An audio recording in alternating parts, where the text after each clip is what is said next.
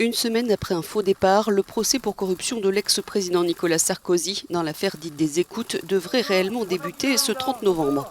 Le 23 novembre, tout était prêt au tribunal de Paris, mais l'un des trois prévenus, l'ex-haut magistrat Gilbert Azibert, avait sollicité un renvoi, invoquant sa santé fragile dans le contexte de l'épidémie de coronavirus.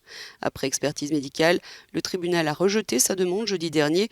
Gilbert Azibert devrait donc se présenter en personne à l'audience aujourd'hui et l'examen de cette affaire inédite doit commencer. Nicolas Sarkozy encourt 10 ans de prison et 1 million d'euros d'amende pour corruption et trafic d'influence, comme ses coprévenus jugés en Suisse pour violation du secret professionnel. Dans ce dossier, l'ancien président français est soupçonné d'avoir, avec son avocat Thierry Herzog, tenté de corrompre Gilbert Azibert, alors en poste à la Cour de cassation. Nicolas Sarkozy et Thierry Herzog ont échangé de manière secrète en utilisant un nom d'emprunt, celui de Paul Bismuth, qui se trouve être un ancien camarade de lycée de l'avocat.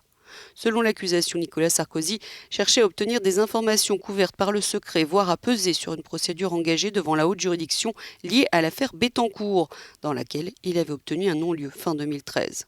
En contrepartie, il aurait donné un coup de pouce à Gilbert Azibert pour un poste de prestige convoité par ce dernier à Monaco, poste qu'il n'a jamais obtenu.